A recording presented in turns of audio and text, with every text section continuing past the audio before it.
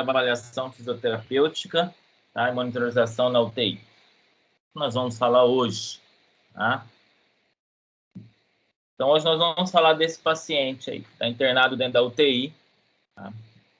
Então, na unidade 1, a gente comentou basicamente sobre os cuidados, né, com a segurança desse paciente, com cuidados com a biossegurança, com relação ao controle de infecções, risco de acidentes hospitalares, proteção do profissional e do paciente. Falamos sobre cuidados de humanização, tá? E a gente olha aí, né, uma imagem, né, uma imagem que eu coletei da internet, tá? E a gente vê, né, uma enfermeira, né, que aparenta ser uma enfermeira que está manuseando o acesso arterial do paciente, né? Mas ela tá com o cabelo solto, né? Tá sem máscara, né? Tá usando luva, mas, né? E o médico avaliando, né? Sem uso das luvas, né? Sem uso da touca, né? E sem uso de máscara, né? Então, para a gente ter coloquei essa imagem exatamente para a gente começar a observar, né, que os cuidados com biossegurança. Tá? E não é porque a gente vê numa imagem ou vê alguém fazendo que a gente, se ele não coloca, eu não coloco também, né? Não é assim que a gente deva pensar, tá? A gente tem que sempre pensar em fazer o correto, tá? E nós vamos falar, na aula de hoje, sobre monitorização. Agora, sem olhar, né, para a falta de EPIs, né, dos profissionais, agora olhando ao redor do paciente. Nós temos um monitor aqui, nós temos um outro monitor aqui, né, um outro monitor aqui, né, um aparelho de ventilação mecânica aqui atrás da mulher, né, nós temos vias, acessos, né, nós temos a presença de uma via aérea artificial, né, por um tubo orotraqueal, né? Nos braços a gente observa, né, os acessos venosos. Para que serve tudo isso?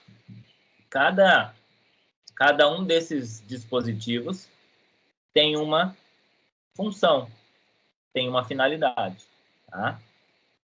Quando vamos avaliar o paciente, né, nós temos que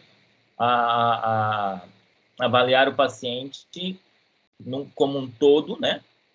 Claro, olhando as particularidades da fisioterapia, mas dentro dessa monitorização do paciente em ventilação mecânica tem esses aparatos todos que o paciente, né, utiliza, tá?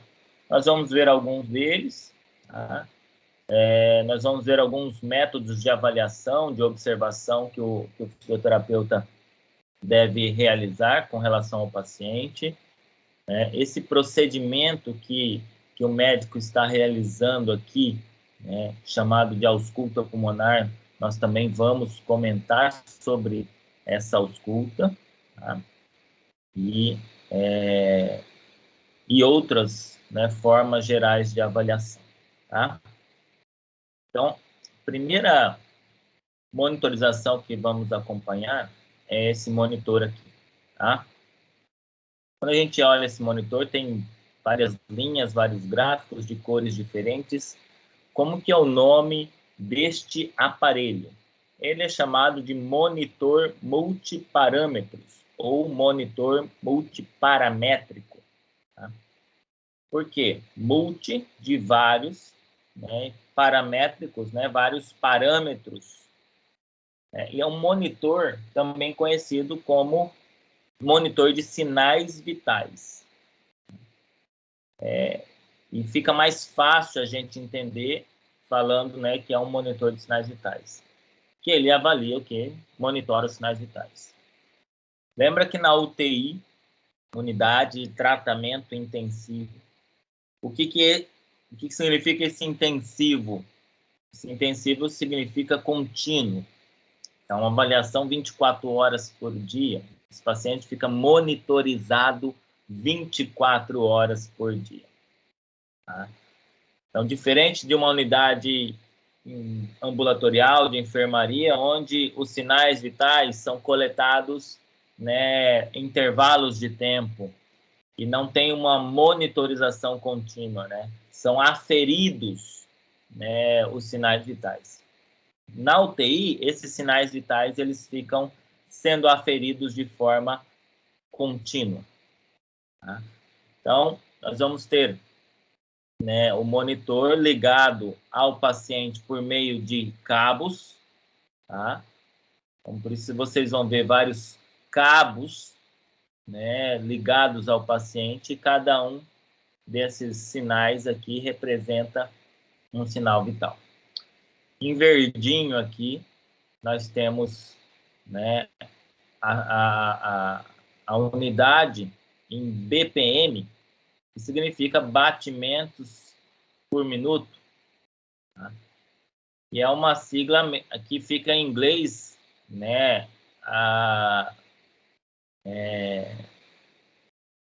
da mesma forma, né? Beats per minute, né? Ou batimentos por minuto em português. Então, sempre vai ser igual à unidade, tá?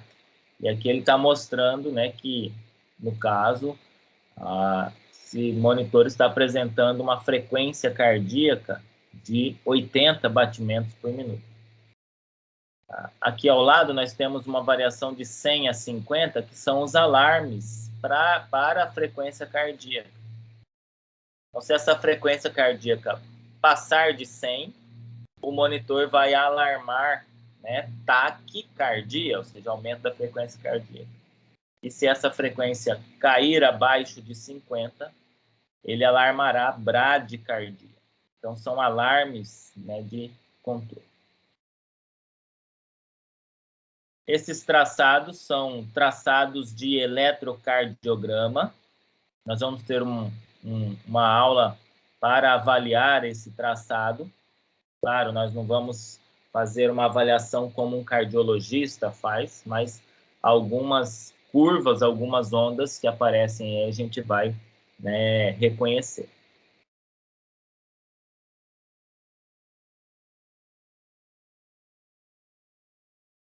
Abaixo nós temos a pressão arterial. Tá? A unidade de pressão arterial, milímetros, né, de mercúrio, mmHg.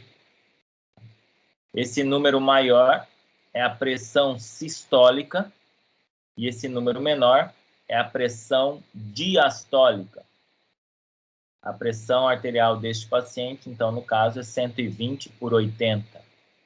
E entre parênteses, nós temos a pressão arterial média. Tá? Pressão arterial média. E aqui, os alarmes de pressão arterial média. Acima de 150, ele vai alarmar. Abaixo de 60, ele irá alarmar. Aqui, a hora da última mensuração e aqui o intervalo de cada, né, para cada mensuração. Professor, o monitor faz isso automaticamente? Sim. Dentro da UTI, então, eu não preciso usar meu esfigmomanômetro? Não, não precisa, tá? Porque o monitor, ele já afere essa pressão arterial, né, para nós, continuamente, de tempo em tempo, conforme a nossa programação aqui no aparelho. Abaixo, nós temos a saturação periférica de oxigênio, a unidade em porcento. Tá? No caso aqui está 100%. A saturação periférica normal, ela, né, se situa em torno de 96%, de 92% a 96%. Tá? Aqui é uma saturação periférica alta, então. Aqui os alarmes de saturação, né? Então, no caso, o alarme está em 100, aqui esse monitor estaria alarmando saturação arterial, saturação periférica de oxigênio aumentada. E 90% o limite inferior do alarme, se a saturação cair abaixo de 90%, isso vai levar ao alarme do aparelho. O que representa a saturação periférica de oxigênio para nós?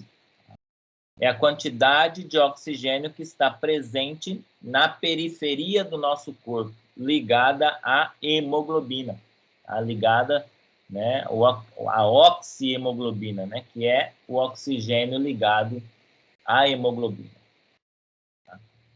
Quando essa saturação se encontra-se baixa, isso representa uma baixa oxigenação da periferia do nosso corpo, e isso representa uma hipoxemia, né? Ou seja, o paciente está tendo um déficit de oxigenação. Saturação talvez seja o sinal vital aí que mais foi conhecido com a Covid-19. Houve milhares de vendas de oxímetros, até papelarias, né, venderam oxímetros, né, por conta, né, da monitorização da oxigenação desses pacientes, né, acometidos com a Covid-19. Tá? E, então, é muito comum, né, as pessoas agora terem um oxímetro. O fisioterapeuta é obrigatório ele ter um oxímetro, porque é um instrumento de avaliação da oxigenação dos pacientes. A saturação periférica de oxigênio, ela nos fornece uma curva. Essa é a curva da saturação de oxigênio.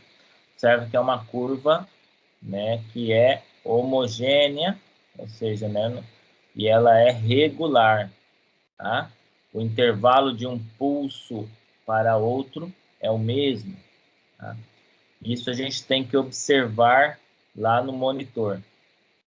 Por acaso tiver um valor aqui, só que essa onda não estiver regular, talvez este valor não seja confiável. Não confie, tá? Muito na curva, no valor de saturação periférica, se a curva não estiver regular. Tá? Abaixo da saturação, nós temos a frequência respiratória, em RPM, respirações por minuto. No caso aqui é uma respiração de 20, tá? Com alarmes programados em 30, né? Limite superior de alarme, e 10. Uma frequência respiratória normal para um indivíduo saudável, a gente considera, né, conforme a literatura, em torno de 16 a 20 respirações por minuto. Dentro da UTI, há uma tolerância um pouco maior a esse valor, né, maior, né, da frequência respiratória. Então, a gente tolera aí até 25 respirações por minuto. Tá? Ainda consideramos um paciente que está, né, adequadamente, né, respirando adequadamente. Tá? Por que isso, professor? Porque o ambiente da UTI, a gente comentou lá na primeira aula, né, é um ambiente hostil para o paciente, né? O paciente, né, tem ansiedade, o paciente tem dor, o paciente tem solidão, e isso pode gerar alteração da frequência respiratória. O paciente ansioso, ele fica mais taquipneico. O paciente com dor, ele fica mais taquipneico. Tá? Então, a gente tem que tolerar essa frequência um pouquinho maior, né, antes de fazer um diagnóstico de, né, insuficiência respiratória, né, por conta desse sinal de frequência respiratória aumentada. E esse é o gráfico da respiração. Tá? Então, alguns monitores dão o gráfico também da respiração. E aqui, por último, nós temos a temperatura corporal. Então, os monitores também têm um termômetro colocado na axila do paciente que afere a temperatura. Tá? A temperatura do paciente, né?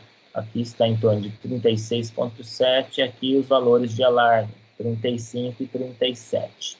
Tá? Consideramos estado febril em um paciente da UTI quando essa temperatura estiver acima de 37,8. Tá? Quando essa temperatura estiver entre 37 e 37,8, costuma-se, né, falar que o paciente está subfebril. Subfebril. Então, febre acima de 37,8, maior ou igual a 37,8, 37,8 já é febre, e né, de 37 a 37,8, um estado subfebril. Tá? Temperatura normal de 36 a 37, abaixo de 36, 35,5, né, a gente já considera um paciente hipotérmico. O tratamento da hipotermia é aquecer o paciente com cobertores. E o tratamento para hipertermia são antitérmicos, é um tratamento aí, né, medicamentoso, prescrito pelo médico. Então, aí nós temos os principais antitérmicos, né, dipirona e paracetamol, né, que são os principais antitérmicos aí disponíveis no mercado. Tá? Então, revisando, isso daqui é um monitor multiparamétrico, ele está continuamente ligado ao paciente, fornecendo as informações de sinais vitais continuamente, 24 horas por dia dentro da UTI. Tá? Ficam bem visíveis, né, para que toda a equipe tenha a visibilidade, né, da condição clínica do paciente, visto que ele manifesta, né, a condição clínica do paciente através de números e gráficos. Tá? Outra avaliação agora mais ligada à atuação do fisioterapeuta, claro, né, de outros profissionais, mas o fisioterapeuta olha muito, é o tipo de tórax do paciente. Então, a gente avalia, faz uma inspeção, né? O que é inspeção? A gente olhar, observar o paciente. O que é palpação? A gente pegar, tocar o paciente. Então, com relação ao tórax, a gente vai observar, vai inspecionar algumas, né, informações. Tá? Uma delas é o tipo de tórax. Então, o paciente pode ter um tórax chato, que seria um tórax, né, a gente considera um tórax com diâmetro antero-posterior diminuído, tá? E um diâmetro lateral maior, é um tórax achatado, tá? Então, ele é estreito, do ponto de vista, quando a gente olha lateralmente o paciente, a distância antero-posterior é menor, tá? Então, quando a gente olha de frente, ele é largo, né? Um tórax achatado.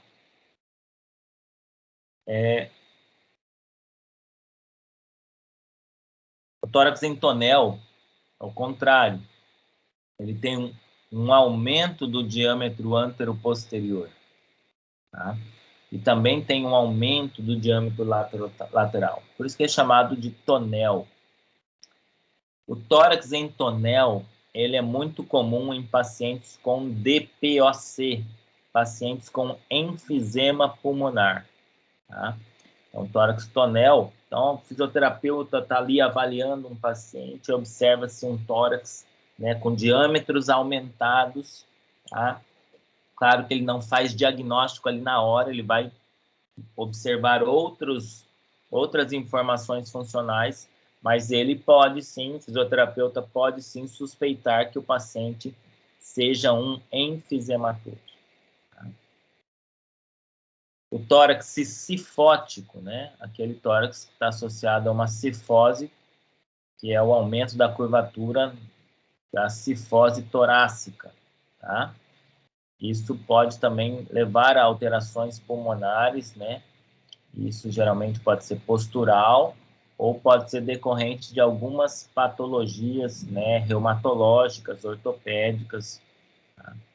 E pode influenciar nos volumes pulmonares. O tórax infundibiliforme. tá? Ou também chamado de... Eu vou abrir uma página aqui para a gente escrever esses termos mais complexos, tá, gente? Espera aí.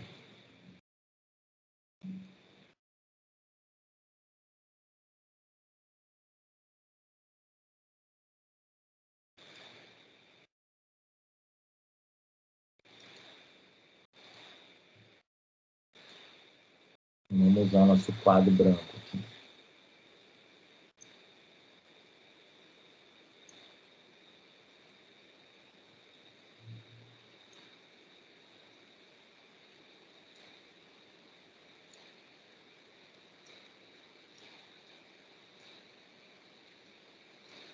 Nós estamos falando de tipos de tórax, né? Tá? Então, tem o tórax aí infundibiliforme, tá? Ele também é chamado, é um nome até mais conhecido que infundibili. Faltou um biliforme. Infundibiliforme, tá? Então, o nome mais conhecido para esse tórax, ele é chamado de Pectus excavatum, tá? Pectus excavatum, é um nome em latim. Por que esse nome? Ele tem uma depressão no externo. O externo, ele é afundado, tá? Também conhecido popularmente como tórax de sapateiro, tá? Para quem não conhece, o sapateiro, ele tem lá um instrumento de trabalho em que ele apoia o tórax assim para ficar mexendo no sapato. Então ele tem uma depressão do osso externo, tá? Então chamado de pectus excavatum, tá? Ou tórax de sapateiro. Geralmente isso é congênito, tá? E pode ter interferência nos volumes e capacidades pulmonares, e quando isso é muito intenso, o tratamento é cirúrgico, né? Fazer uma correção cirúrgica, né, da caixa torácica. E o outro tórax aí que a gente está acompanhando, tá? É o tórax cariniforme. Tá? Cariniforme. O que é o tórax cariniforme? Tá? O tórax cariniforme, ele é o quê? Ele é a protrusão, né, do osso externo. É o contrário, então. Tá? No infundibiliforme, há uma depressão do osso externo. No cariniforme, há uma protrusão, ou seja, uma projeção anterior, né, do externo. Alguns autores chamam de tórax em quilha de navio. O que é a quilha de navio? É a ponta do navio, tá? Para frente, tá? E isso também pode trazer algumas alterações respiratórias, mas a principal alteração é estética, tá? Fica um tórax, um peito, né, pontudo, tá? E aí muitos pacientes fazem a correção cirúrgica, né, para só questões estéticas, tá? Então é o tórax cariniforme, ok?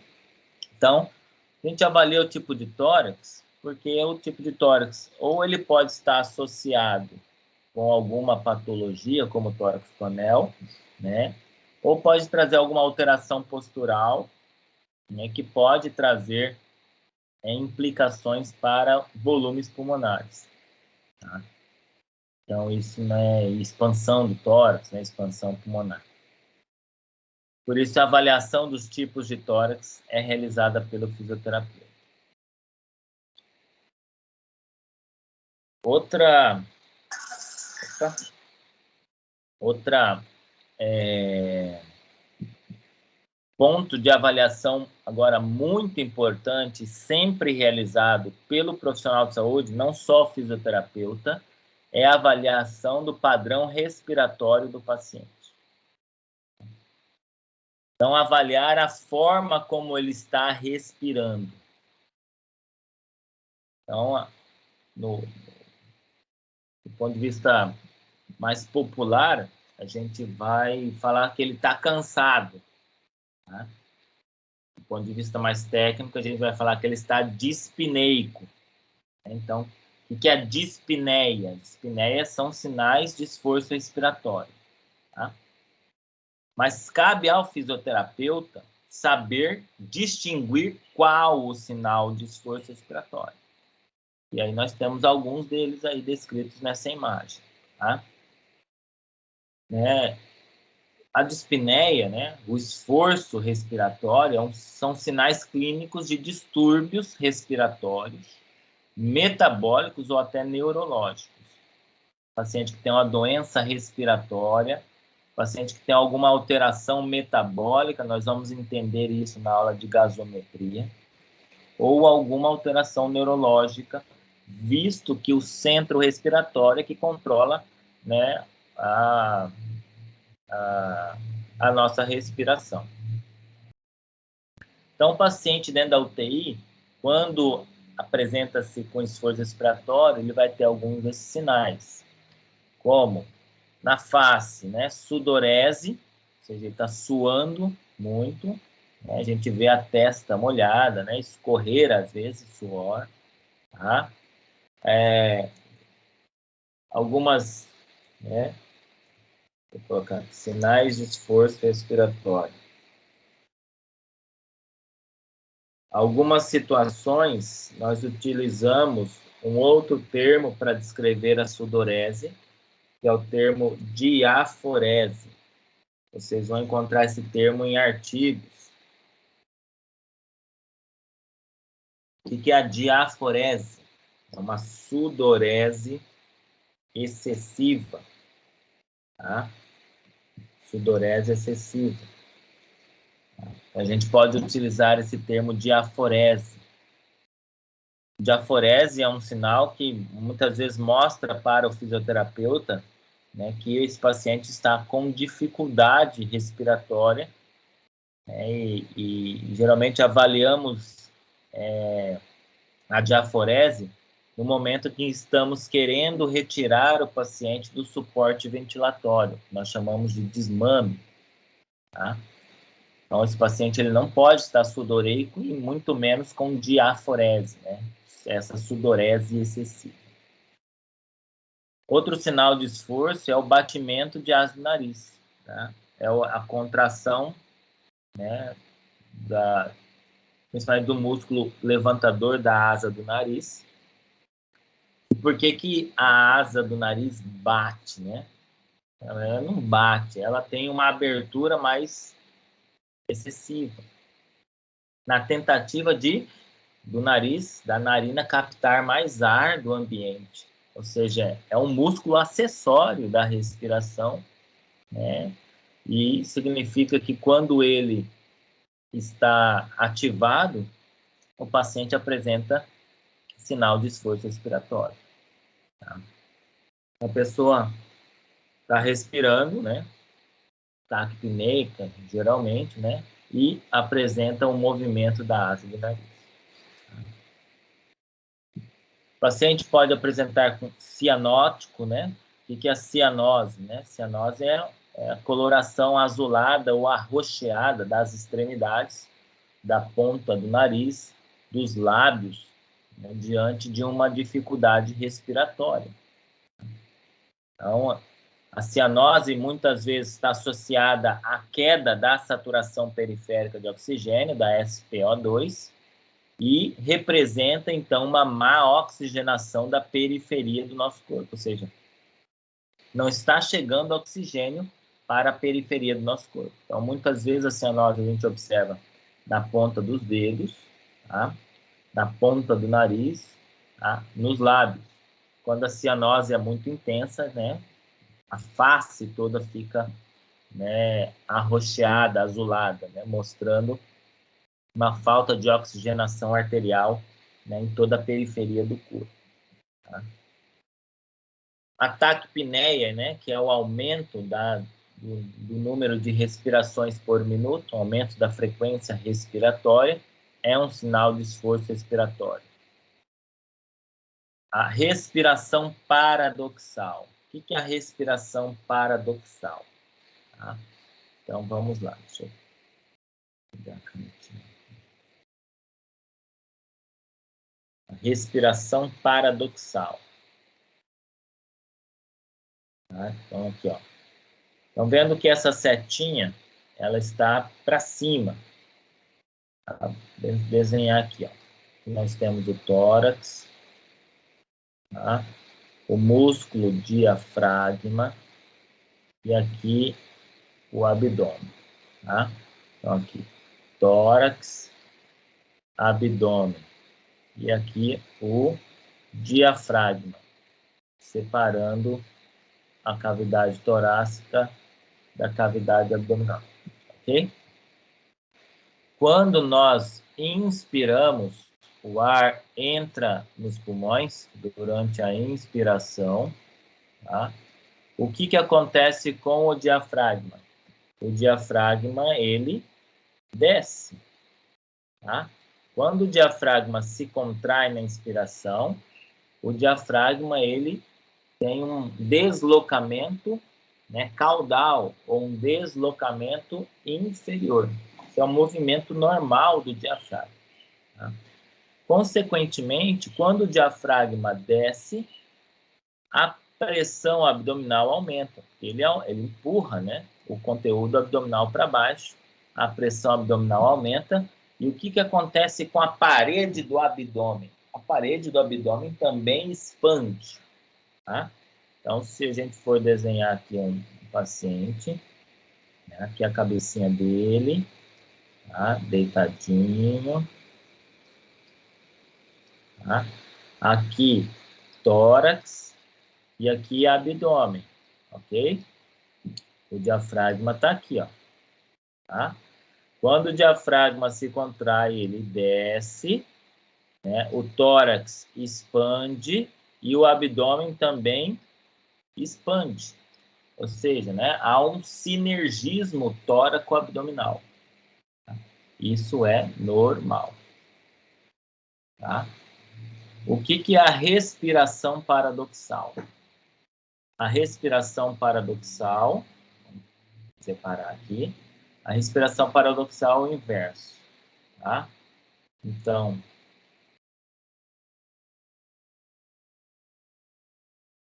quando o paciente tem respiração paradoxal, durante a inspiração, o diafragma, tá, ele está em falência. O que é a respiração paradoxal? Ele indica falência do diafragma. O diafragma, ao invés de descer, ele é sugado para dentro do tórax. Isso não aumenta a pressão intraabdominal e o paciente, ele perde o sinergismo tóraco-abdominal. Tá? Ou seja, o diafragma se desloca para cima, o tórax expande, só que o abdômen ele retrai. Tá? A setinha para cima, né, representa exatamente o movimento diafragmático para cima e observem que o abdômen retrai ao invés de expandir. Tá? Então, isso nós chamamos de respiração paradoxal. Tá? Vamos escrever lá no Word. Tá? Então, o que é respiração paradoxal? Opa.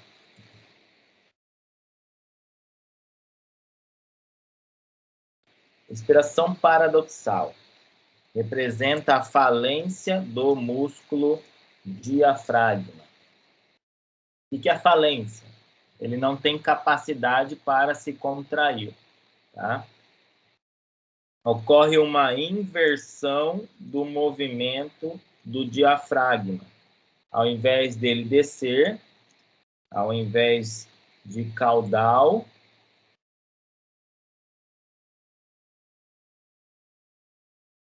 ele se move cranialmente, ou seja, para cima, tá?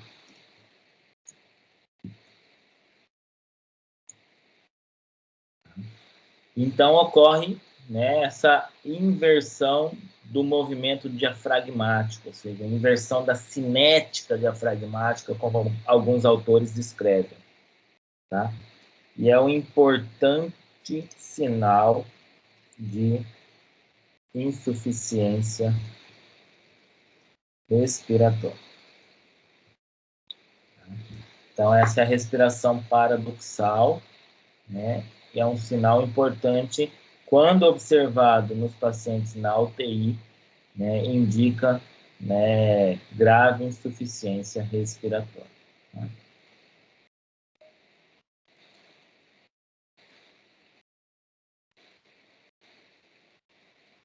O paciente ele pode apresentar outro sinal chamado de expiração ativa.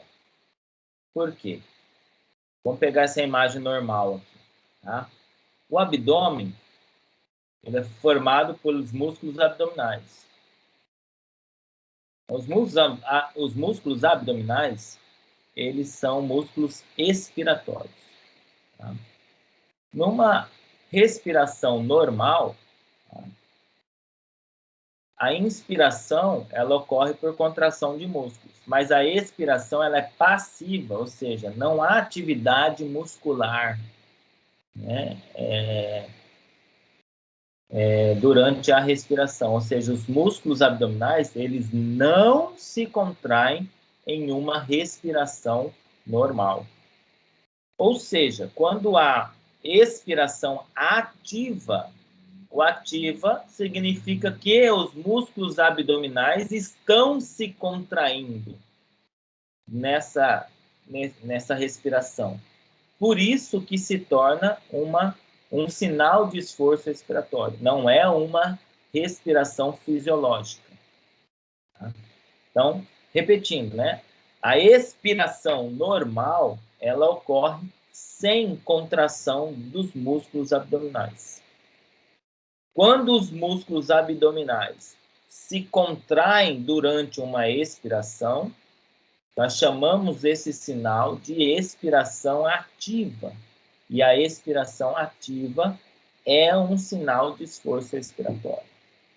Tá?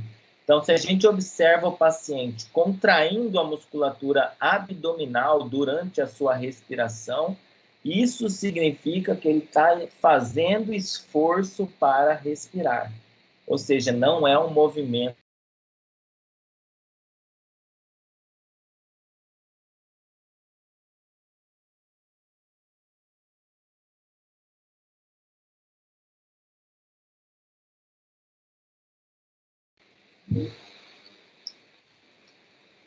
Vamos lá, Teams, voltou. Ok? Outro sinal de esforço respiratório é a taquicardia. O paciente pode apresentar o quê? Aumento, né, da frequência cardíaca. Tá? Ou seja, quando ela passa de 100, já é uma taquicardia. Tá? Acima de 100 batimentos. Tá? Outro sinal são as tiragens ou retrações. Quem faz neonato vai lembrar desses sinais. É o mesmo sinal. Tá? Na parede torácica, né, na região subxifóidea, na região supraesternal ou na região supraclavicular, essas regiões elas podem ser sugadas para dentro do tórax durante a respiração do paciente. Nós chamamos isso de retração ou tiragem. Tá? Se for na região intercostal, tiragem intercostal. Se for na região supraesternal, supraclavicular ou subxifoide, retrações supraesternal, supraclavicular ou subxifoide. Tá? Importantes também sinais de desconforto respiratório. E, devido ao esforço respiratório, o paciente pode recrutar músculos acessórios. Que tipo de músculos? Principalmente o esternocleidomastoide. Esternocleidomastoide. Os músculos escalenos. Tá? A própria respiração ativa é um uso de musculatura acessória. Os abdominais estão sendo acionados para auxiliar a respiração. Tá? Músculos peitoral maior, peitoral menor, também são músculos acessórios. Mas de todos eles, o mais visível é o esternocleidomastoide. Tá? Vejamos aí uma imagem aí de um paciente com esforço intenso. Tá? Observe aqui, ó, quando o tórax expande, o que acontece com o abdômen? O tórax expande e o abdômen retrai. O tórax expande e o abdômen retrai. Ou seja, não há um movimento sinérgico do tórax com o abdômen. Como que nós chamamos este sinal de esforço respiratório? Respiração paradoxal. Tá? O diafragma, ao invés de estar descendo, ele está subindo. E a parede abdominal retrai, ao invés de protrair, expandir. Tá? Observe aqui na região intercostal. Tá? Ó, os músculos intercostais são sugados para dentro do tórax durante a respiração. Nós chamamos isso de tiragem intercostal. Olha o pescoço desse paciente. Ele está contraindo e usando os músculos acessórios, principalmente o esternocleidomastoide. Tá? É um paciente com intenso esforço respiratório, né? Ele não está entubado, né? Ele está usando uma máscara aqui, ó. Tá? Mas possivelmente este é um paciente com indicação de intubação orotraqueal por aumento do trabalho respiratório, por dispneia. Tá? Então, por isso que se faz importante, né, avaliarmos o padrão respiratório, né, do paciente que está na UTI internado. Tá? Só da UTI, professor? Não. Tá? Todos os pacientes, é que a gente está falando aqui da unidade de terapia intensiva. Tá? Em qualquer local do hospital, o fisioterapeuta ele faz vigilância respiratória, ou seja, ele acompanha, avalia, monitoriza os sinais de desconforto respiratório do paciente. Outro método de avaliação é a ausculta pulmonar. Tá?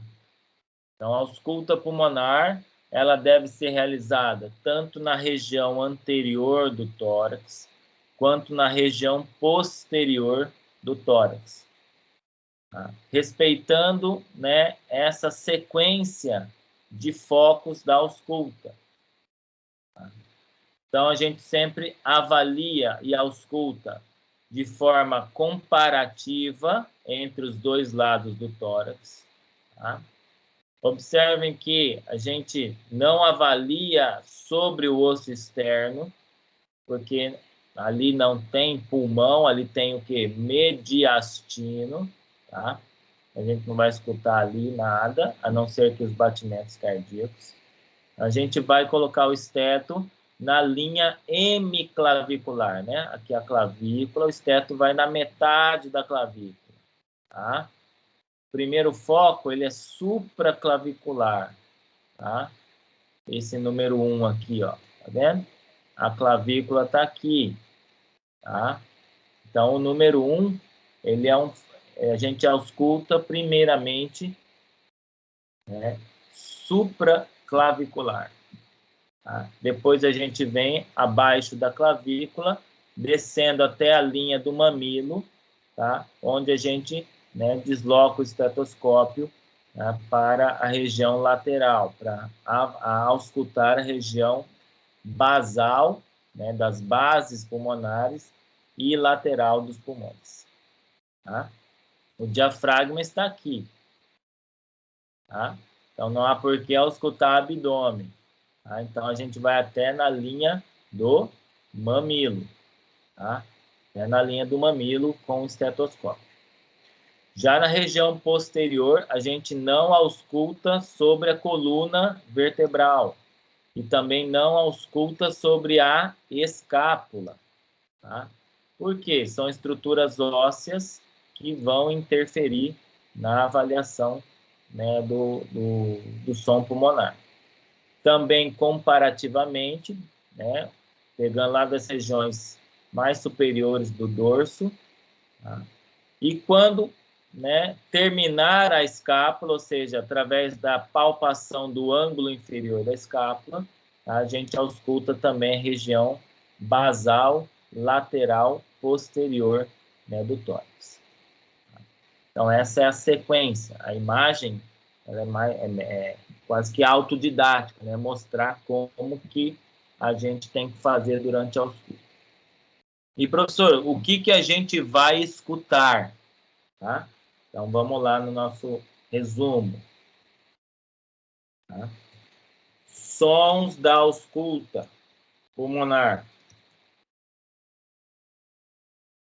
Nós temos sons normais. Um dos sons normais, o principal, é chamado de murmúrio vesicular. Tá? Então, a gente coloca o estetoscópio no pulmão e nós temos que escutar esse som, porque é um som normal. Porque o murmúrio vesicular é um som que representa a entrada e saída de ar dos pulmões. Tá? Então, por isso que ele é considerado um som normal. Então, em todos esses campos, em todos esses focos pulmonares, a gente tem que escutar um sonzinho de entrada e saída de ar. Eu sei que você já deve ter um estetoscópio. Pega o estetoscópio, coloca aí, né? Coloca no seu tórax. Não é sobre roupas, tá? É na pele diretamente, tá? E, né, escolha um desses focos e você vai escutar, respira, né? Claro. Né? E você vai escutar o som de entrada e saída de ar dos pulmões. Esse som que você escutar é chamado de murmúrio vesicular. Tá? E nós temos os sons considerados anormais. Tá? O que nós chamamos de ruídos adventícios. Tá? Ruídos adventícios. Tá? São 3 principais ruídos que eu vou passar para vocês agora. Um deles é chamado de roncos. O que é o ronco? Tá? Ronco é um ruído grosseiro, vou colocar som grosseiro, grosso, bem audível, igual o ronco de uma pessoa, né, quando dorme, né, causada por obstrução. Tá? É um som grosseiro que representa, né, a presença de secreções nas vias aéreas de grande calibre. Tá? Isso é o ronco. Ronco é um som grosseiro. Você vai ouvir como um ronco de uma pessoa mesmo, roncando, dormindo. Um som grosso, tá? Grave. Tá? Não é igual o murmúrio vesicular, que é o som de entrada e saída do ar. Você vai ouvir um som grosseiro, bem audível, que representa secreções nas vias aéreas de grande calibre. E vias aéreas de grande calibre? Vamos lá. Traqueia e brônquios. Tá? Então, nessa região aqui, nós vamos ter roncos. Ufa a letra aí, pessoal. Tá? Então, nessa região de grande calibre, traqueia e brônquios, nós vamos ter secreção quando tivermos roncos. O normal, gente, é não ter, tá? Eles são ruídos adventícios, são ruídos anormais, tá? Outro ruído, nós vamos chamar de... Vou colocar o doisinho aí. Estertores. Hoje mais chamado de crepitações. Tá? Estertores.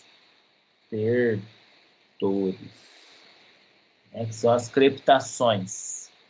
Tá? O que são os estertores e as crepitações? Representam secreção ou líquido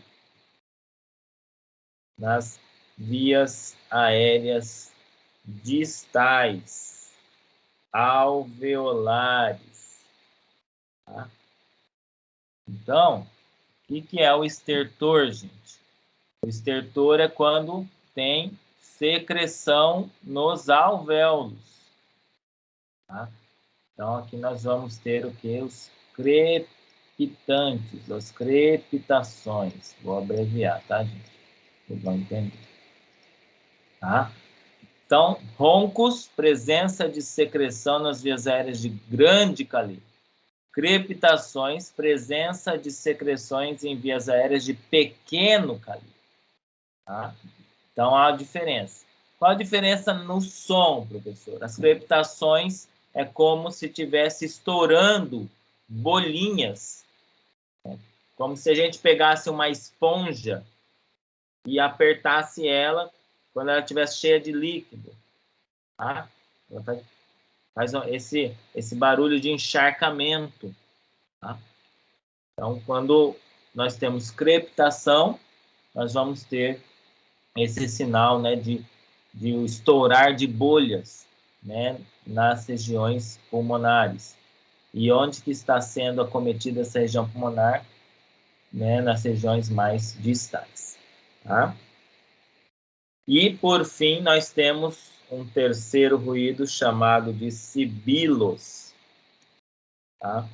É um ruído agudo, musical, parece um assovio, tá? E representa a obstrução das vias aéreas, tá? Principalmente de médio e pequeno calibre. Tá? Então, o que é o sibilo? Sibilo é um ruído agudo, tá? Não é mais tão grosseiro, mais fino, musical, parece um assovio, tá? O pulmão está chiando, tá?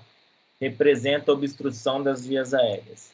É o chiado, muito comum paciente que tem asma, né? Paciente que tem alguma obstrução, limitação de fluxo aéreo, tá? Então, vai pegar as vias aéreas de médio e pequeno calibre, tá? Então, aqui nós vamos ter os sibilos, tá? Para vocês lembrarem quando vocês estiverem estudando. Tá? Esses são os principais ruídos anormais, adventícios que nós encontramos na ausculta pulmonar. Tá? Professor, qual que é a dica, professor, para a gente aprender a auscultar? Tá? Enquanto a gente não estiver no estágio, e a gente não conseguir auscultar pulmões patológicos, né, esses adventícios, O mais importante é que vocês treinem o ouvido de vocês para ruídos normais. E como que faz isso, professor? Só se aprende a escutar auscultando. Auscultem várias pessoas, tá? Auscultem vários colegas, auscultem as pessoas da sua família, tá? Porque você já vai treinando o seu ouvido para o ruído normal. Porque quando você chegar lá no hospital e ouvir um ruído anormal, fica fácil. Eu falo assim, esse ruído eu nunca ouvi. Tá? Então, provavelmente é um ruído diferente, é um ruído adventício, um ruído anormal. Tá? Então, é isso que a gente tem que fazer para aprender a escutar. Treinar o ouvido para os focos da ausculta cardíaca. Não tem como o professor pegar o ouvido dele e colocar em vocês. Tá? Tem como o médico colocar, né, o ouvido dele no meu ouvido. Então, a ausculta é algo, uma interpretação individual, né, que cada um tem que ouvir. Então, a gente tem que treinar o nosso ouvido para esses tipos de sons. Tá? Então, por enquanto, o que a gente pode? Treinar o som normal, ouvir o murmúrio vesicular.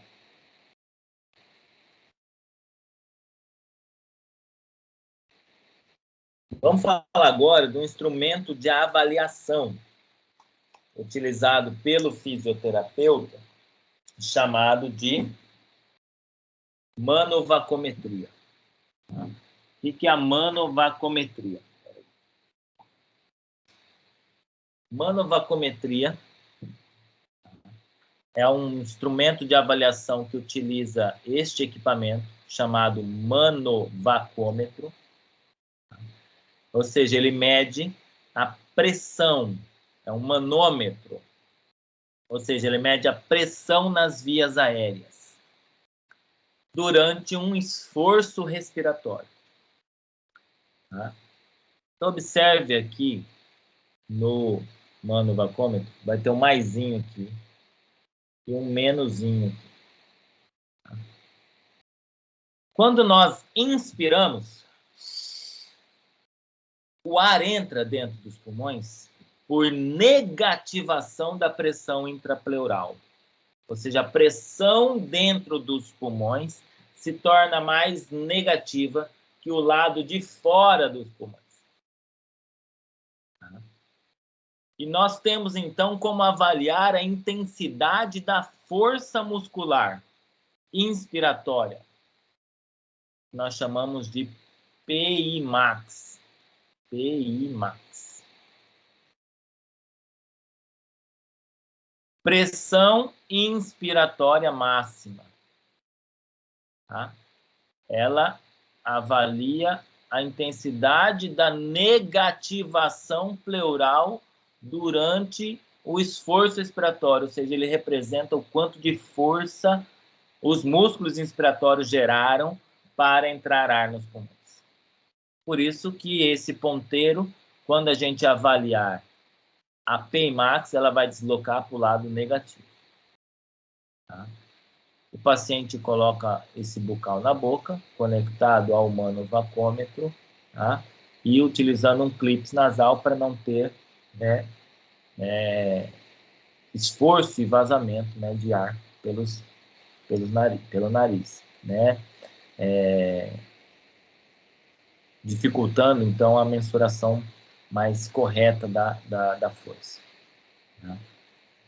Então, isso é chamado de manovacômetro ou manovacometria. Nós utilizamos isso dentro da UTI para avaliar a força muscular do paciente, né, durante procedimentos, né, de fortalecimento muscular. O paciente vai ter fraqueza, para avaliar a capacidade dele em ser retirado do suporte ventilatório. Tá?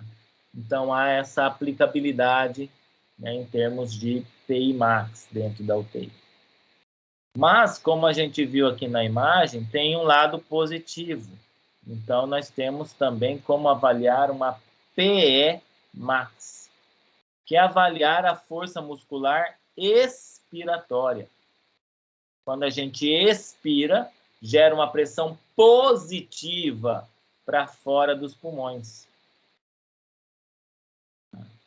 Então, quando a gente avalia o ponteirinho para cá, a gente está avaliando a expiração, avaliando a capacidade de força da musculatura expiratória, que tem como uma das finalidades avaliar a efetividade de tosse.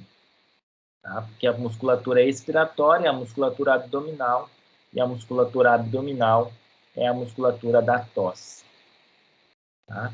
Então, a PI max avalia a força dos músculos inspiratórios e a PE max avalia a força dos músculos expiratórios. A PI max vai nos dar um valor negativo e a PE max vai nos dar um valor positivo. Tá? E aqui nós temos um outro tipo de manômetro que em vermelho ele mostra a PI max, em branco ele mostra a PE max, né, para fazer essa diferenciação. Professor, como que a gente usa isso? Existem fórmulas, tá? Eu não vou cobrar isso na prova, gente, tá? Não vou cobrar, tá? Isso aqui é só para vocês conhecerem que existem fórmulas para valores preditivos normais. Ou seja, aí para a PI max, pressão expiratória máxima, e pressão expiratória máxima aí para a população brasileira. E observem que tem vários tipos de fórmula. Tá? Então, cada colaborador, cada autor aí, ele desenvolveu um tipo de fórmula. Mas, professor, então por que o senhor está mostrando isso para nós? Porque é necessário utilizar uma avaliação. Qualquer avaliação é melhor do que nenhuma avaliação. Tá? Então, pegue um colaborador e utilize a sua fórmula. Tá? A fórmula mais utilizada é do Neder, tá? Tanto para PI max como para PE max. Utilize a fórmula para calcular o que é ideal para o seu paciente. E aí você vai lá e avalia e você vê quantos por cento o paciente está do ideal. Tá? E assim a gente avalia, então, a efetividade da força muscular dos nossos pacientes. Para quê, professor? Para que a gente possa instituir um treinamento de força muscular respiratória, para que a gente possa avaliar a evolução clínica do paciente, para que a gente possa avaliar a capacidade do paciente em assumir uma respiração espontânea sozinho, sem ajuda do aparelho de ventilação mecânica. Então, tem aplicabilidade para o fisioterapeuta e para a UTI toda, né, o cálculo, né, e a avaliação, né, de força muscular pela manovacometria. Tá? Então, revisando, manovacometria utiliza deste equipamento chamado manovacômetro para avaliar a força muscular respiratória. Se for a força dos músculos inspiratórios, vai ser a PI max. Se for a força dos músculos expiratórios, vai ser a PE max. Isso eu vou cobrar na prova. O que eu não vou cobrar na prova é o cálculo da pressão inspiratória máxima e pressão expiratória máxima normal. Só que, o professor não está pedindo na prova, então não é importante. É importante, sim. Tá? Só que eu não preciso decorar isso. O dia que você precisar usar a fórmula, você consulta a fórmula. E utiliza, sim, um valor de comparação com aquilo que você encontrou, né, na sua avaliação com o paciente. Tá? Essa é a finalidade desses valores preditivos, para saber o que é esperado, né, previsto para o paciente, né, de acordo com, né, observe, ele leva em consideração o quê? A idade e o gênero, tá? Homens e mulheres, tá? Então, o que muda é a idade. Já, por exemplo, o pessoa aí utiliza também o peso do paciente como variável, tá? E utiliza aí a circunferência da cintura como variável. Complica um pouco, né? Com a idade é mais fácil a gente saber o que é preditivo para o paciente. Tá? Outra avaliação realizada no paciente dentro do hospital é a ventilometria, que utiliza este equipamento chamado ventilômetro.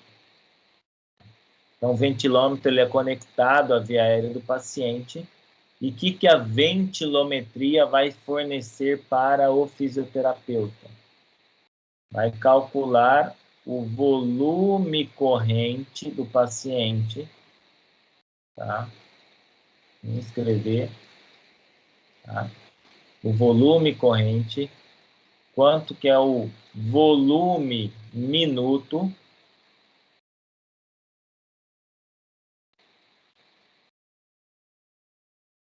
a frequência respiratória do paciente e a capacidade vital. A capacidade vital.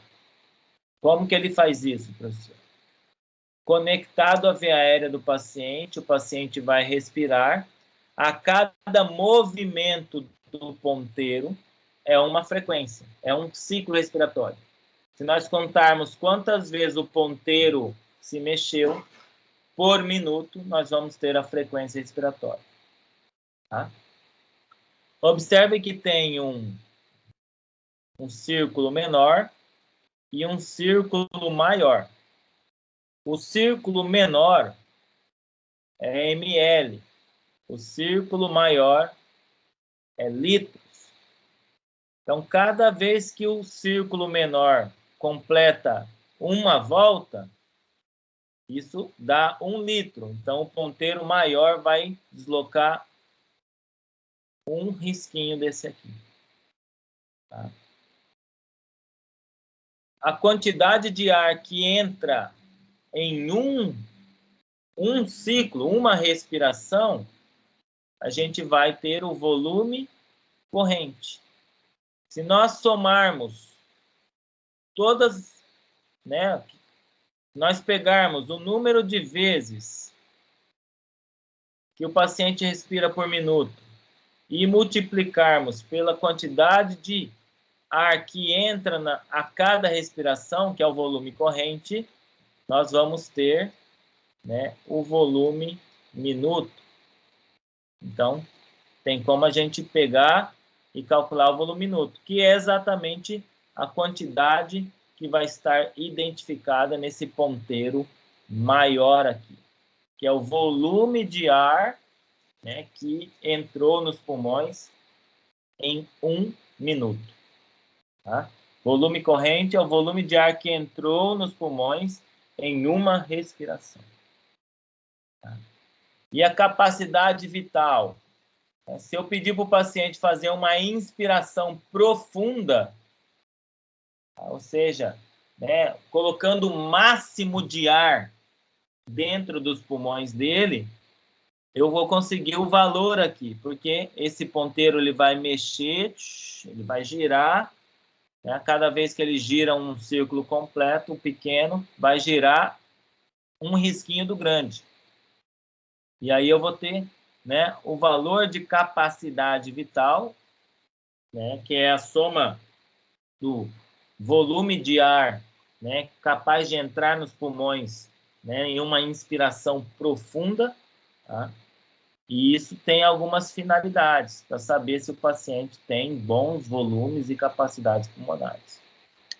Tá? A ventilometria ela pode ser utilizada dentro do âmbito hospitalar para avaliar a capacidade pulmonar pré- e pós-operatória, né? Avaliar a capacidade pulmonar após um período de intervenção fisioterapêutica, ou seja, para avaliar a evolução clínica do paciente, para avaliar a repercussão que o seu tratamento fisioterapêutico teve, né, se melhorou ou não o pulmão do paciente, né, em termos de volumes e capacidades. Tá? Então, essa é a ventilometria. Diferença de ventilometria e manuvacometria. Manuvacometria avalia força. Ventilometria avalia volume. Tá? Então, é diferente uma avaliação da outra.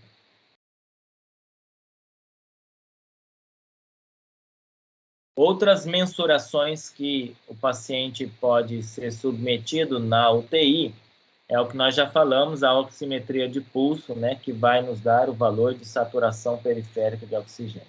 Tá? Vantagem é um método não invasivo para avaliar a oxigenação.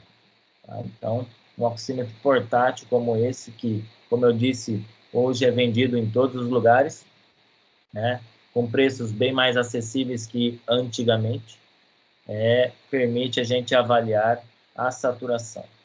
Tá? Aqui nós vamos ter o valor de cima é a saturação, o valor de baixo é a frequência cardíaca, o pulso. Tá? Então, o oxímetro permite a gente ter, né, essa avaliação da saturação e da frequência cardíaca. Ou seja, para atendimento de um paciente, ideal que todos os fisioterapeutas utilizem, né, essa mensuração. E a capnografia, o capnógrafo, tá? Se o oxímetro avalia a oxigenação, o capnógrafo avalia, né, o gás carbônico. Tá? Capnografia é a representação gráfica da curva de pressão parcial de CO2 na mistura gasosa expirada em relação ao tempo, permitindo a avaliação da ventilação alveolar de forma não invasiva. Traduz isso aí, professor. O capnógrafo vai me dar um gráfico também, tá? Um gráfico, tá? Da avaliação do CO2 agora, que é expirado dos pulmões. O capnógrafo, que é este equipamento aqui, ele é colocado na via aérea do paciente, geralmente, né, no tubo orotraqueal, na entrada do tubo orotraqueal, para avaliar a quantidade de CO2 que está sendo expirada. Dessa forma, a gente consegue avaliar a ventilação alveolar. De que forma?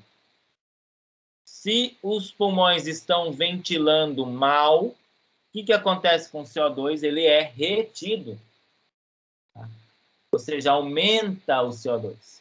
Se o paciente está ventilando muito excessivamente, o CO2 cai. Tá? Ou seja, a ventilação alveolar ela é inversamente proporcional a CO2, ao gás carbônico. Quanto maior a ventilação, menor o CO2. Quanto menor a ventilação, maior é a quantidade de gás carbônico. Tá?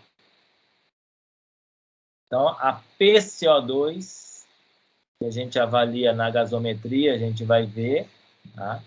A gente vai, né? A gasometria é de forma invasiva, você tem que colher sangue, tem que furar o paciente. A capnografia é de forma não invasiva. Essa é a vantagem, né, da capnografia. Não precisa furar o paciente, é só um dispositivo adaptado, né, na expiração do paciente, ou seja, no tubo orotraqueal do paciente, onde ele expira. Tá? Nem todos os hospitais dispõem dessa tecnologia, é uma tecnologia cara, né, mas acessível. Tá? Então, dentro de centros cirúrgicos é obrigatório para o anestesista. O anestesista utiliza o capnógrafo para avaliação da ventilação pulmonar durante o procedimento cirúrgico. Nas UTIs, menos encontrada, mas algumas UTIs de Cuiabá dispõem deste dispositivo. Oximetria, então, de pulso, avalia a saturação periférica de oxigênio, e a capnografia avalia o CO2 exalado, né, o CO2 que foi expirado, tá? De forma a avaliar, então, a ventilação alveolar. Essa é a finalidade. Para um fisioterapeuta, né, que tem disponível isso e isso, né, fica mas o fisioterapeuta tem mais informações acerca, né, da ventilação do paciente.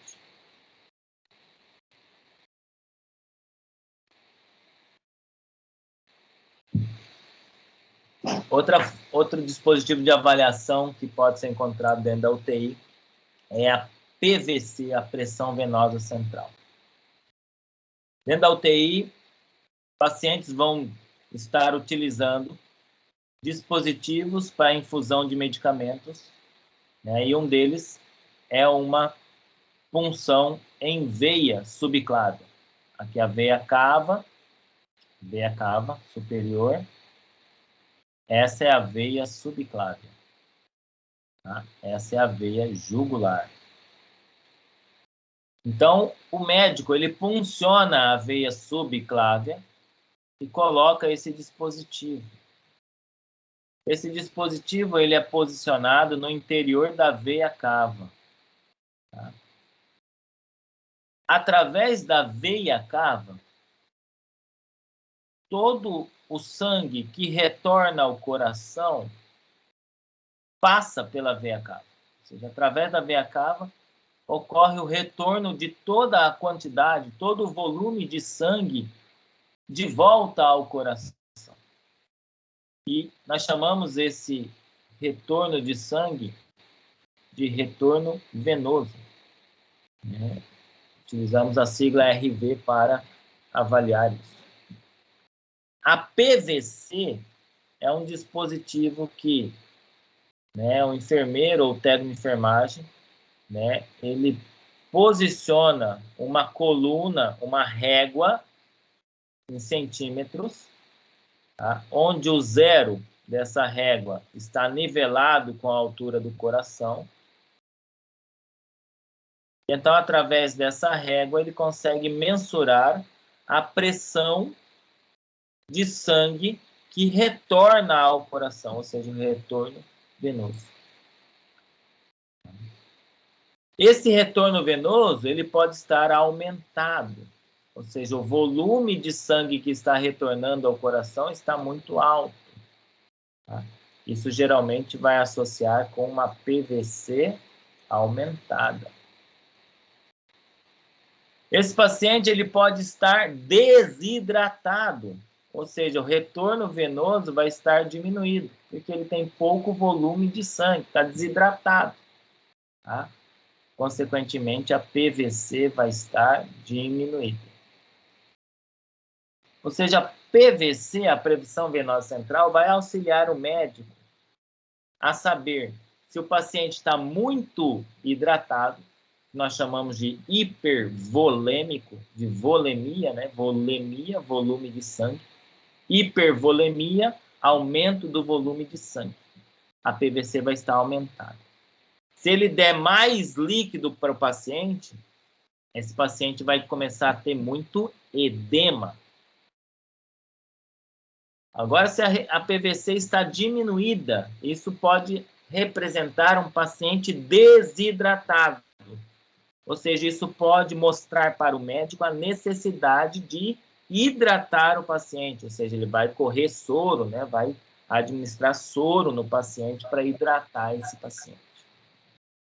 Professor, é o fisioterapeuta que mede isso? Não, tá? Não é o fisioterapeuta que funciona, não é o fisioterapeuta que monta. O fisioterapeuta ele vai estar olhando os valores de PVC para saber se esse paciente está hipervolêmico ou desidratado. É isso que a gente quer saber enquanto fisioterapeuta. Porque um paciente hipervolêmico, ele tem mais chance de desenvolver edema pulmonar. Um paciente desidratado, ele tem mais chances de fazer hipotensão, por exemplo, durante um atendimento fisioterapêutico. Então, é importante a gente saber a PVC. Mas, professor, qual que é o valor normal? O senhor não falou ainda. Tá? Os valores de PVC normais se situam de 8 a 12 centímetros de água. Tá? É CmH2O. Centímetros de água. Abaixo de 8, PVC diminuída. Acima de 12, PVC aumentada, hipervolemia. Ok? Outro sistema de avaliação que pode ser encontrado, mas hoje muito raro, tá? É o catéter de Swan-Ganz. O catéter de Swan-Ganz é um catéter com vários lúmens, com várias vias.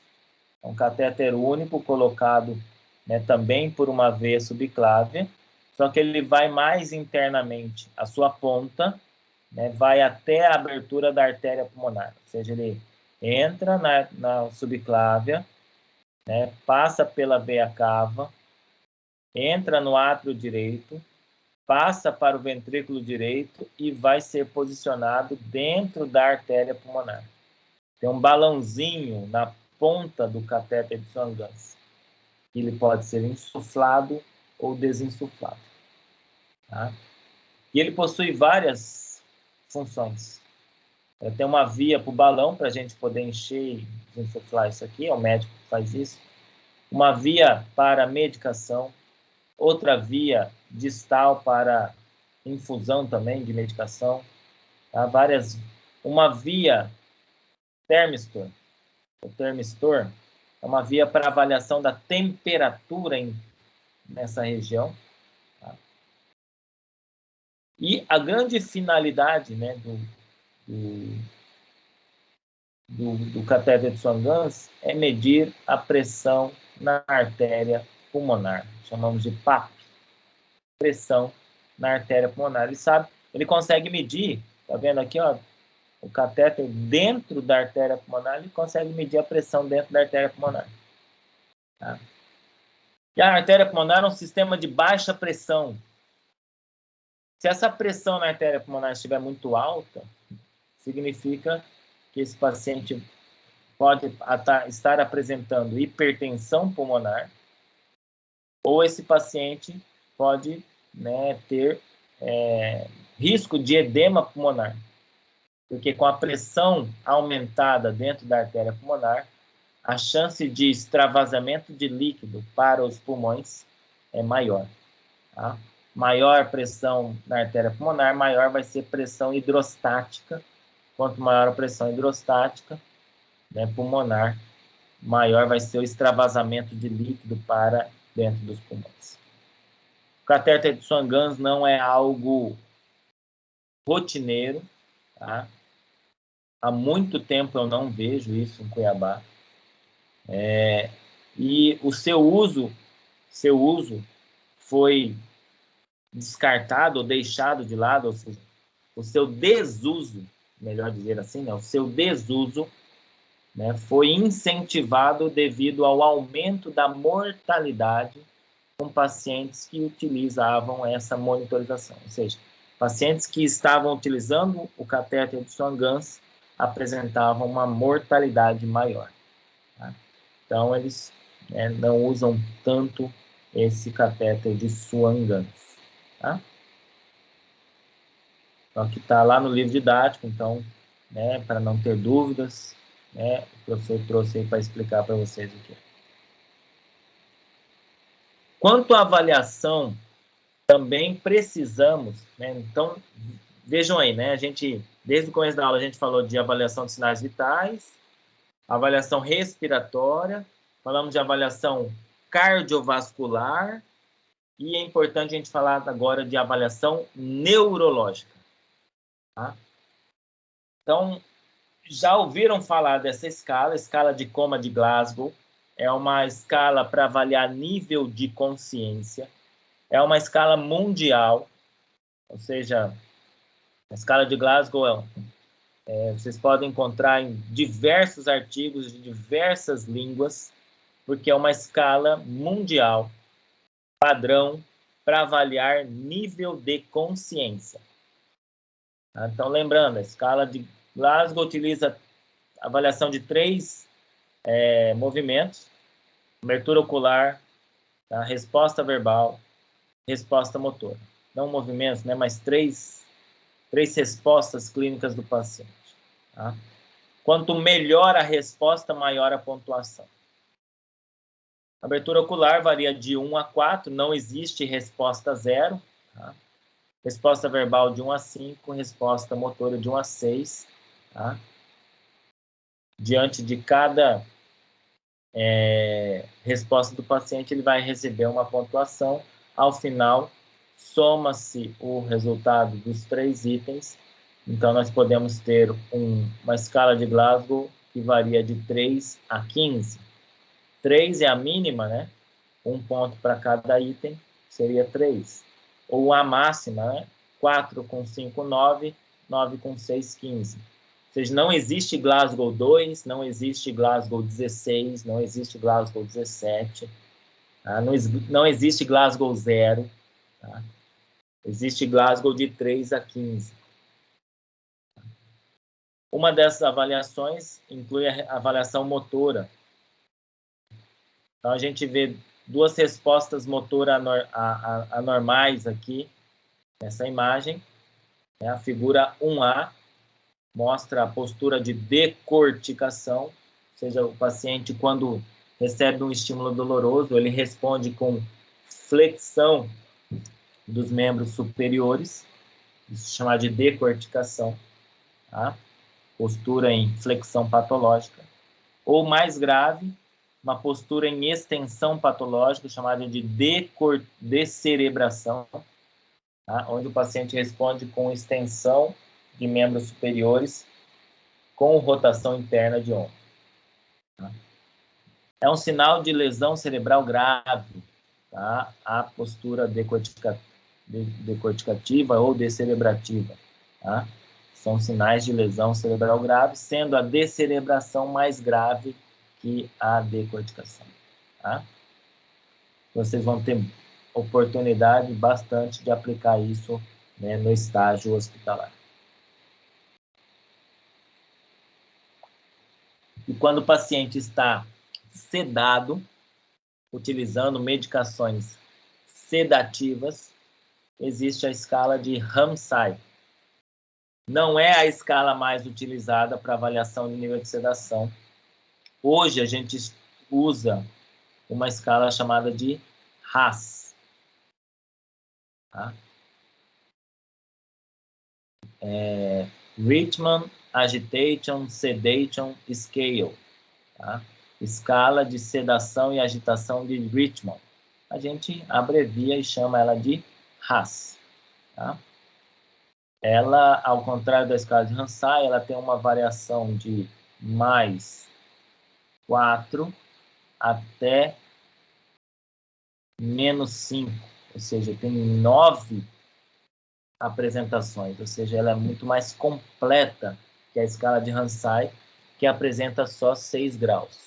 A escala de Ramsay é muito mais fácil, mas a escala de Ramsay ela é mais subjetiva que a RASS. Por isso que hoje a gente utiliza a escala de RASS. Tá? Mas, simplificando então, né? A escala de Ramsay pode ser utilizada. Então, lembra de uma frasezinha. Lembra dessa frase sempre.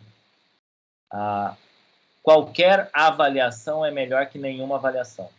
Professor, eu vou utilizar a Ramsay ou RASS? Tá? Utilize uma delas. É melhor que utilizar nenhuma. Tá? A escala de Ramsay é mais fácil que a escala de RASS. A escala de RASS ela é mais completa e ela é a mais utilizada hoje. Tá? Ou seja, se for trabalhar no hospital, basta saber Ramsay? Não. Tem que saber a escala de RASS. Tá? A escala de Ramsay varia de 6 em 6 graus, né? Sendo o grau 1, né, o paciente mais acordado e agitado, e grau 6, o paciente mais sedado. Ou seja, quanto maior o número, né, mais sedado o paciente está. Tá? O nível de sedação é determinado pelo médico, e isso vai depender de como nós queremos deixar o paciente. Existem momentos em que o paciente tem que estar mais sedado mesmo. Existem momentos que o paciente deve estar menos sedado, que é ideal, né? Ideal o paciente mais interativo possível, né? Interando mais com o fisioterapeuta, com a equipe, do que um paciente mais sedado. Mas existem situações em que o paciente tem que estar muito sedado. Então, quando ele está muito sedado, ele fica dormindo e sem nenhuma resposta a estímulo. Tá? Então, você mexe nele, movimenta o paciente, ele não tem nenhuma resposta. Tá? Isso é um Hansai de 6. 5, né? Ele está dormindo, mas responde lentamente ao estímulo glabelar ou estímulo sonoro vigoroso. O que é estímulo glabelar, professor? Você pega o seu dedo, tá? E bate nessa região aqui, tá? A região da glabela, que é o ponto de encontro dos dois supercílios. Tá? Isso é a glabela. Então, você vai lá e faz assim no paciente. Por reflexo, o que a gente faz? Pisca. Se o paciente responde lentamente a isso, ele está mais sedado. Ele não está tão sedado a ponto de não ter resposta. Então, se você fizer o estímulo glabelar, ele não responde, não pisca, não mexe o olho, ele está dormindo, tá? Ele vai fazer isso aqui, ó. Piscar. Isso já é uma resposta. Se ele não tem nem essa resposta, é 6. Se ele tem uma resposta lenta, é 5. Se ele responde rapidamente, ou seja, você, né, e ele pisca, né, você faz o estímulo, ele já pisca, é 4. Tá? Então, de 4 a 6, ele está dormindo. Ó. De 4 a 6, ele está dormindo. 3, ele já está sonolento, ou seja, ele abre os olhos. Ele não está só dormindo. Olha a diferença do 3 para o 4. Tá? E a gente já viu a diferença do 4, 5, 6. O 2 seria o melhor nível de sedação que existe. Ou seja, o paciente está sedado, mas ele está cooperativo, orientado e tranquilo. Seria o melhor nível de sedação que a gente poderia encontrar no paciente. E o grau 1 é o pior nível de sedação, porque a sedação não está surtindo efeito, o paciente está agitado, ansioso. E há o risco dele tirar, né? Por exemplo, esse paciente aqui que está com um tubo na boca, um tubo orotraqueal. Se ele agita, ele pode perder esse tubo, ele mesmo tirar o tubo, ele balançar a cabeça, o tubo sair. Né? E ele não está no momento de ficar fora da ventilação. Tá? Então, isso pode trazer prejuízos para ele. E aí, então, o médico ele vai melhorar esse nível de sedação. Tá? Então, a escala de Hansai e a escala de Haas, depois façam uma pesquisa. Tá? No estágio, a gente utiliza a escala de Haas, tá? Para a avaliação da sedação dos pacientes. Também é importante, dentro da UTI, a gente fazer a avaliação das pupilas. Então, quem já teve aula de terciária com o professor Michel, a gente já falou bastante sobre a avaliação pupilar.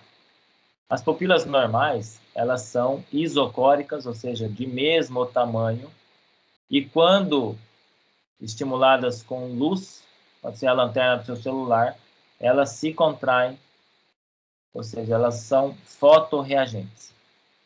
Tá?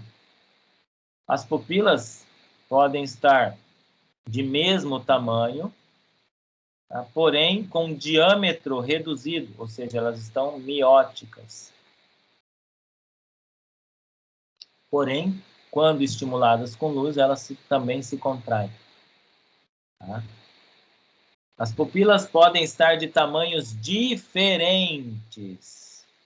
Tá? No caso aqui, a pupila direita está midriática, ou seja, está dilatada, tá? E não fotorreagente, ou seja, a luz não promove contração da pupila. E a esquerda miótica, fotorreagente. Aqui é um exemplo. Tá? Isso é um sinal de lesão cerebral. Tá? Isso é um sinal de lesão cerebral ou lesão do nervo óculo-motor, que é o terceiro par craniano. Tá? Então, isso é chamado de anisocoria. Ou seja, as pupilas estão de tamanhos diferentes. Isocoria, as pupilas estão em tamanhos iguais. Tá? E as pupilas podem estar isocóricas, ou seja, de mesmo tamanho, midriáticas, ou seja, dilatadas, não fotorreagentes, porque a luz não promove a contração das pupilas. Isso é um sinal de lesão cerebral severa. Tá? Severa. Tá? Compatível não quer dizer que seja. Ela é compatível com morte cerebral, morte encefálica. Um paciente com morte encefálica, ele tem essa apresentação pupilar. Isocoria, pupilas fixas, ou seja, não fotorreagentes, né? Geralmente dilatadas. Tá? Isso é um exemplo aqui. O exemplo é morte encefálica. Tá? Nós abreviamos como ME. Paciente em ME, morte encefálica. Tá? Ele tem essa apresentação pupilar aqui. Tá? O normal é que as pupilas sejam de mesmo tamanho, tá? E fotorreagentes. As duas reagem iguaizinhas à luz. E para finalizar, a avaliação músculo-esquelética. A avaliação musculoesquelética mais fácil da gente realizar dentro da UTI é a MRC. Vocês já sabem fazer a MRC porque já fizeram cinesioterapia. E já avaliaram a escala, já utilizaram a escala de Kendall para avaliar a força muscular. O que é a MRC? A MRC é a avaliação da força muscular periférica através da escala do Medical Research Council. Daqui que saiu MRC. Tá? O que a gente faz? Vou desenhar um bonequinho aqui, vai ficar facinho vocês entenderem. Tá?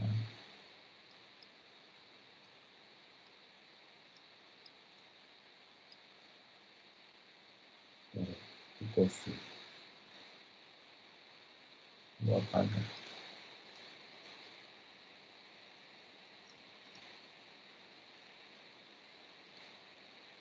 Cabecinha dele.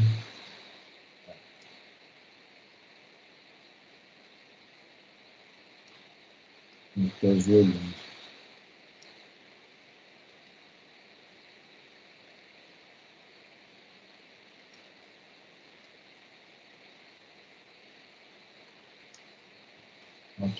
Ficou melhor. Não ficou 100%, mas vai dar para entender.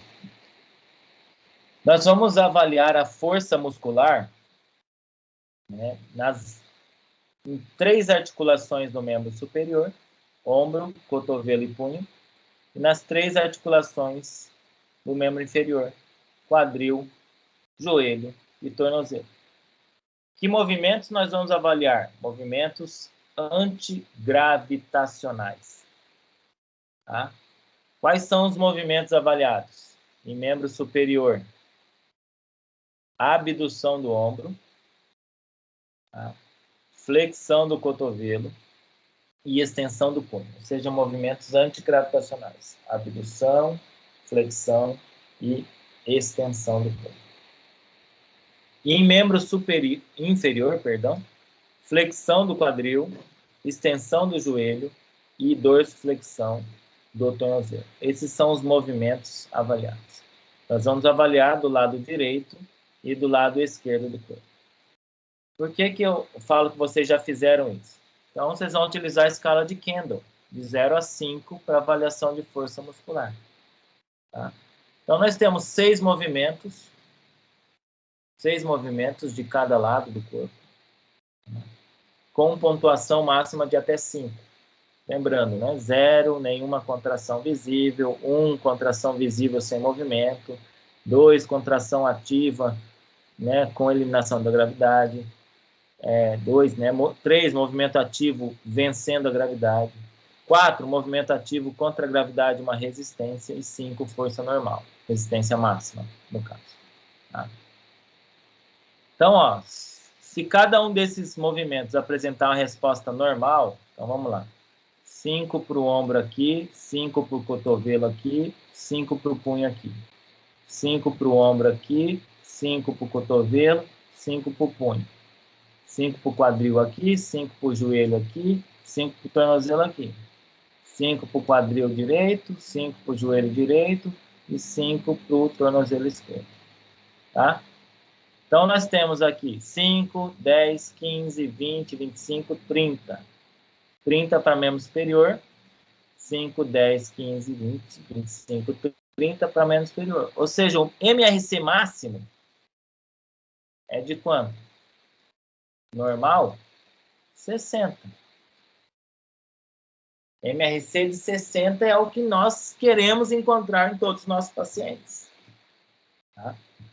Agora, quando eu faço essa avaliação de força no paciente, utilizando a escala de Kendall, e nós encontramos uma pontuação inferior a 48, tá? Em 2 avaliações diárias, de manhã e à tarde, por exemplo, consecutivas, é sugestiva de déficit motor grave, ou seja, fraqueza muscular. Tá? A gente costuma dizer que MRC menor igual a 48, 48 é igual a fraqueza muscular adquirida na UTI. FMA UTI. Tá? Fraqueza muscular adquirida na UTI, ou seja, o paciente apresenta um déficit motor grave devido à internação dentro da UTI. E aí cabe ao fisioterapeuta, né? Cabe ao fisioterapeuta, nós, fisioterapeutas, planejarmos, né, um tratamento para minimizar essa fraqueza muscular. Tá? É importante a gente avaliar a força muscular dos nossos pacientes em UTI. Tá?